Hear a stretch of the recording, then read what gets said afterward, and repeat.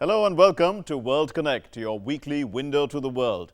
The United States has a new president, and there is much that is expected to change as a result. Let's set the ball rolling with the focus of the show. Donald Trump takes oath as the 45th U.S. president, uses Jacksonian nationalism to say people will make America great again, vows to wipe out Islamic radicalism from the face of the earth. Trump sets out ambitious agenda, his policies to be designed so that American jobs and Americans are not at the receiving end of bad deals. Theresa May outlines 12 negotiating priorities for Brexit, including limiting immigration, exiting jurisdiction of the European Court of Justice, and ending full membership of the Customs Union. The French Socialist Party is set to choose its presidential nominee after unpopular Hollande withdraws from the race. The first round of Socialist Primaries to be held on Sunday. 70-year-old Donald John Trump took the oath of office as the 45th U.S. president in front of about 800,000 people who braved chilly weather to gather on the National Mall in the center of Washington, D.C. The Trump presidency is unique because he's the first president who is an outsider to the political system. Though he won on a Republican ticket, many hail him as the first independent president of the United States. His inaugural address was filled with Jacksonian nationalism, evoking the people's role in democracy.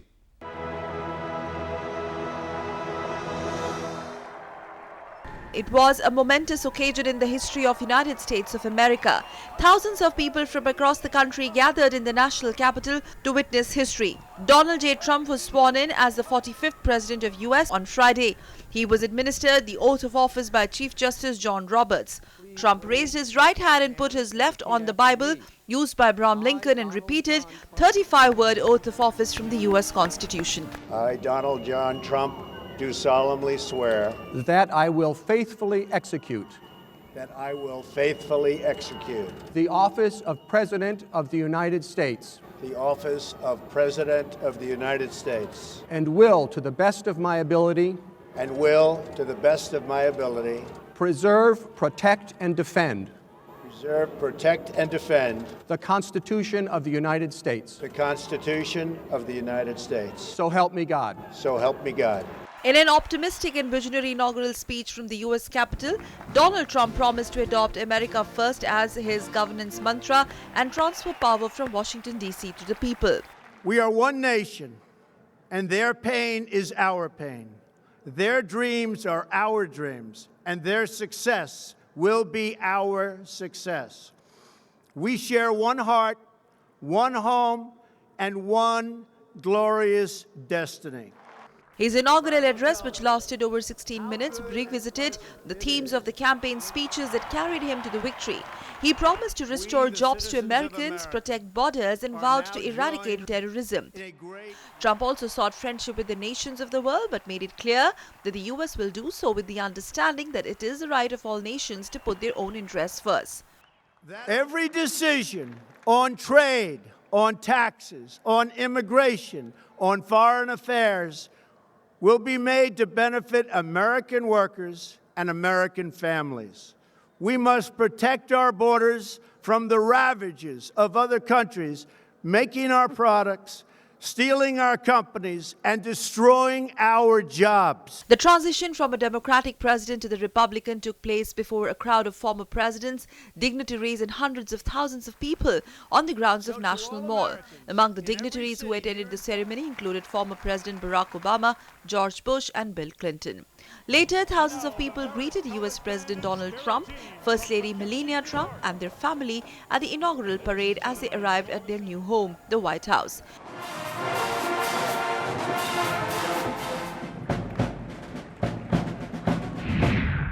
U.S. President Donald Trump set off to work soon after he took charge. He signed his first executive order in the Oval Office shortly after his inaugural parade ended. Agencies were directed to ease regulatory burdens associated with Obamacare as the U.S. Congress determines how to repeal and replace the health care law.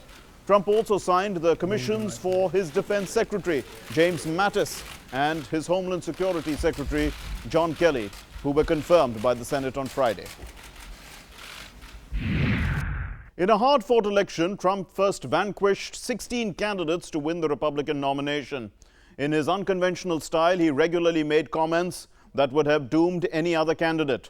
The Republicans stunned the world by defeating the heavily favored Hillary Clinton in the Electoral College vote on November 8. Let's take a look at his journey. Donald Trump has come a long way. From a rising real estate tycoon to the President of the United States, the businessman has convinced the Americans with his confidence and tough stances of his capability to hold the top post. Donald Trump was born on 14th of June 1946 in New York. After completing his education at the Wharton School at the University of Pennsylvania, he followed his father Fred Trump into real estate business. Expanding his business along the way, Donald Trump turned out to be successful in his career with his skills as negotiator, a much noticed one. Trump also became the executive producer and the host of the television reality show The Apprentice. Trump's foray into the election race came in June 2015 when he announced his candidacy for the US presidential elections. His campaign, marked by a lot of controversies, took a tough stance on issues closer home like the illegal migration and outsourcing jobs. With his campaign slogan, "Make America Great Again," the real estate tycoon's rise in political arena is seen as a boost to the anti-establishment sentiment visible in many parts of the Western world. He won the Republican primaries, beating Senators Ted Cruz, Marco Rubio, and former President George Bush's brother, Jeb Bush. He also braved discontent within his party when Speaker of the United States House of Representatives Paul Ryan and Mitt Romney, among others, were vocal about their differences with Trump's stance on various issues. The battle soon boiled down between Republican Donald Trump and Democrat Hillary Clinton, one of the fiercest presidential campaigns America has witnessed in the recent past. On 8th of November 2016, Trump won the presidency with 306 electoral votes to Clinton's 232 votes. Trump had, however, received a smaller share of the popular vote than Clinton, and he is the fifth person to become president without winning the popular vote. His team has won praise from some and censure from others. Trump has, however, seemed to set his sight on the work cut out for him, and on the eve of his swearing in, he pledged to unify America. In the run-up to the election and in almost all his speeches and press conferences, Donald Trump used the words "on day one" as president to define his priorities, a campaign style that went down well with the electorate. The straight-talking 45th U.S. president's priorities are based on getting a better deal for America from the world. The problem is the United States is always taken advantage of. Yes. We have hundreds of billions of dollars of trade deficits with China. We have $805 billion in trade deficits with the world. You almost say, who's making these deals when you're losing that kind of money, right? And that, in a nutshell, is where Donald Trump stands on most issues. His slogan of "Make America Great Again" stems from the feeling that the U.S. is being exploited by the world. So how does this translate on major issues? He intends to withdraw the Trans-Pacific Partnership and renegotiate all trade deals so that the American manufacturing sector is protected. His formula is, for every one new regulation, 2 old regulations must be eliminated. Trump intends to develop offensive cyber capabilities to deter attacks by state and non-state actors, in the light of hacking of American networks by Russia and China and even Iran. He intends to investigate all abuses of visa programs that undercut the American worker and impose a 5-year minimum sentence for abusers. He intends to prohibit officials from becoming lobbyists for 5 years after leaving government. Trump also intends to loosen restrictions on energy production by cutting regulations. Trump's tone on terrorism has been consistently uncompromising. He is clear that the civilized world must change its thinking. It now remains to be seen how he converts his tough stand against ISIS and Islamic radicalism from a political strategy to a reality. He had called for a relook at NATO by saying that allies should reasonably reimburse the US for the costs of defense. NATO believes he was just driving a harder bargain. The nuclear deal negotiated with Iran is not to his liking, and North Korea plans to test an intercontinental ballistic missile within days of Trump assuming the presidency. Whether Cold War enemy Russia is enemy or friend is a matter that only the president will decide. As of now, Russian Foreign Minister Sergei Lavrov says Trump's policies align exactly with Putin's priorities. While China and Mexico may be at the receiving end of Trump's trade wars, which can be defined as protectionism, the Chinese made a strong bid for globalization at Davos. Meanwhile, as what seems like falling in line, General Motors announced long-held plans to invest about $1 billion in its US factories following recent criticism of the company by Donald Trump. Many factories now, many car plants that were going to be built in other locations are building in Michigan and Ohio. Ford announced a big one. Fiat Chrysler announced a big one. General Motors is announced. They're all announcing. And I'm not just talking about cars. I'm talking about other things, like there'll be many other things. You can't allow companies to leave our country, fire all of its employees, move to Mexico, make whatever the product is, and then sell it back in with no tax. That briefly is what America First means. Promising to be with the American people at every step, citizen Barack Obama, in an emotional farewell message, thanked the American people for their support that made him a better man and a better president. He is widely regarded as a president with huge integrity and humility, a good man and an eloquent president. Here are some of the highlights of his 8 years at the helm of American and world affairs. When Barack Obama ran for president in 2008, his campaign slogan was, "Change we can believe in." In his first term of office, Obama faced many challenges, including a struggling economy, overseas involvement, and many more. Despite these challenges, he managed to accomplish many things. Here are his top 10 accomplishments during his 8 years in office.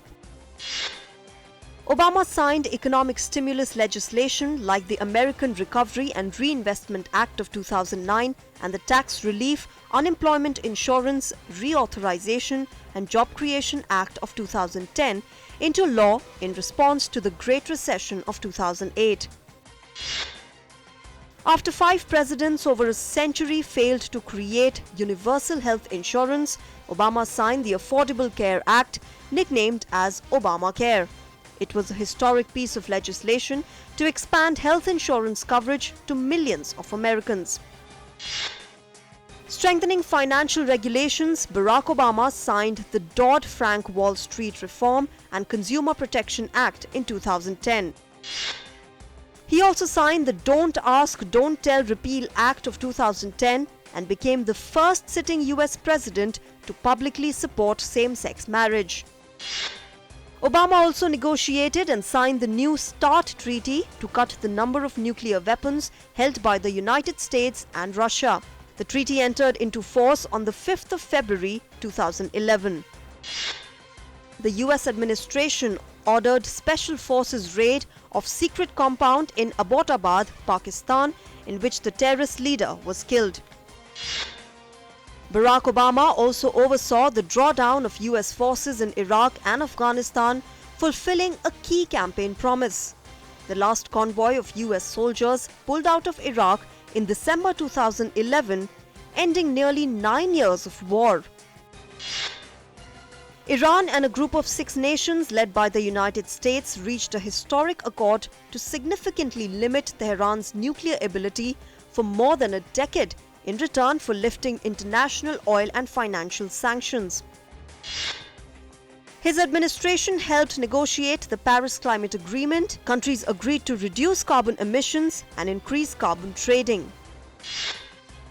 Barack Obama and his family traveled to Havana, becoming the first American president to visit Cuba in nearly a century and the first since a revolution led by Fidel Castro in 1959. Earlier in August 2015, US reopened its embassy in Cuba. It was the first time the American flag flew in Havana in 54 years.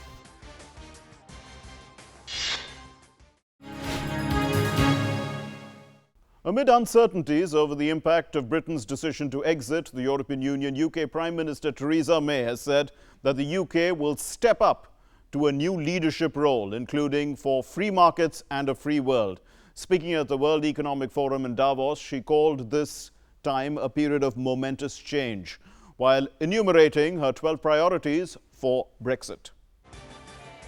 Setting a firm tone for negotiations as part of its exit from the European Union, the British Prime Minister Theresa May on Tuesday made it clear that Britain would exit the EU with no trade deal at all if it was not satisfied with what was on offer. In her decisive speech that quashed speculation of compromise to stay inside the world's biggest trading bloc, the British Prime Minister also announced that Britain will quit the European Union's single market when it exits the bloc. Later addressing the World Economic Forum in Davos on Thursday, May said that Britain is facing a period of momentous change following its decision to leave the European Union and will need to forge a new role in the world. Britain must face up to a period of momentous change. It means we must go through a tough negotiation and forge a new role for ourselves in the world. On its part, the European Union leaders have by and large welcomed her speech, but maintained that negotiations could only begin when Britain gave formal notification under Article 50 of the EU's Lisbon Treaty. German Chancellor Angela Merkel said that following Theresa May's speech, the European Union has more clarity on how the British will go into talks, while European Commission President said that Brexit talks would be very difficult. But he added that the Commission would seek a fair deal for both sides. It will be a very difficult negotiation because Britain has to be considered as a third country, which I'm not used to. We want a fair deal with Britain and a fair deal for Britain. But a fair deal means a fair deal for the European Union too. I'm quite satisfied that she was taking away from this unclear landscape of elements, making it clearer. In her speech, the British Prime Minister outlined 12 negotiating priorities, including limiting immigration, exiting jurisdiction of the European Court of Justice, and ending full membership of the customs union that sets external tariffs for goods imported into the bloc. She promised to seek the greatest possible access to European markets. She also said that Britain would aim to establish its own free trade deals with countries far beyond Europe. For the first time, she acknowledged that those measures would require withdrawing from the market of 500 million people. The British government has one more legal battle to face as the Supreme Court is expected to deliver a crucial judgment on the 24th of January on whether ministers or parliament have the legal authority to trigger Brexit. France's left will start narrowing down on choices for its presidential candidate. The left is quite unpopular as incumbent President François Hollande has low ratings. However, the party has a vast following among factory workers, shopkeepers and even professionals. In the fray are former cabinet colleagues, the former Prime Minister Manuel Valls, the former ministers Benoît Hamon and Arnaud Montebourg.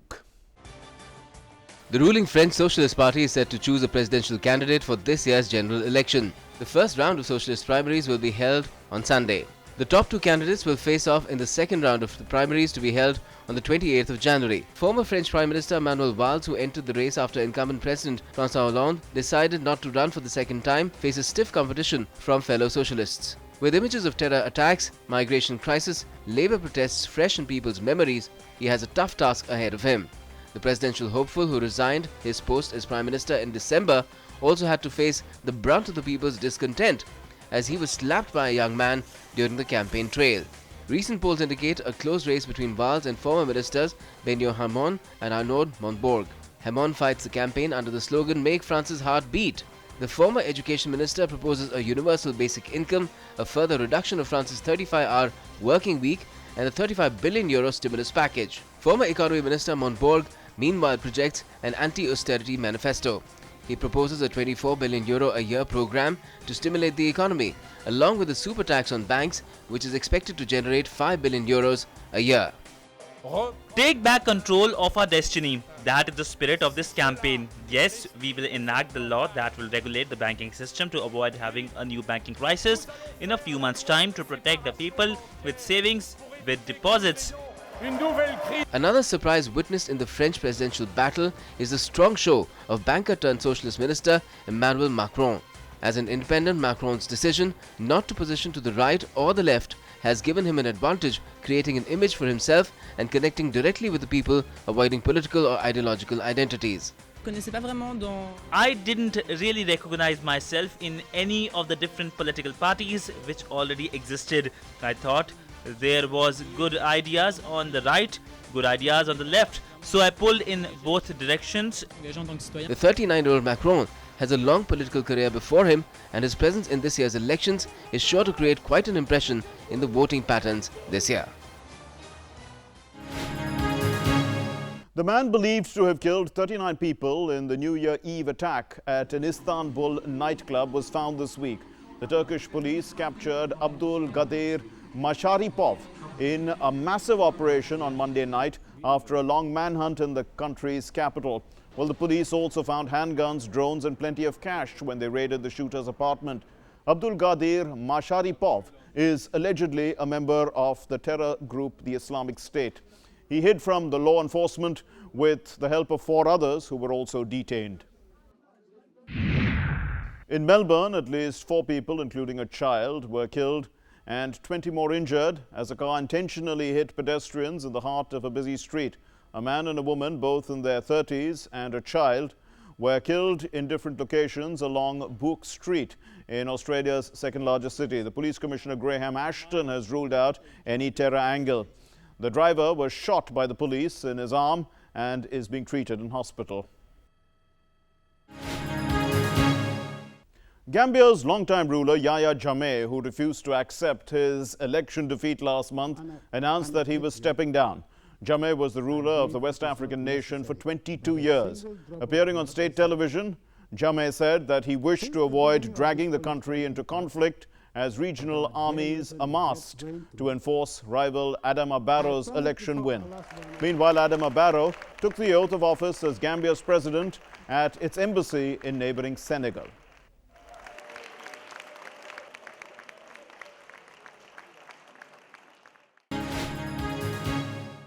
And finally, a 16th century version of hockey played by the Incas. The sport Gallardo resembles modern-day hockey and is still preserved in Peru. Large sticks to hit a 4 kg wooden ball. It was a game time for Peruvians who battled it out in the traditional Gallardo match, a sport which resembles field hockey. The game is traced back to the Inca Empire, where 15 players on each team try and score maximum goals by taking the ball to the other side of the ground.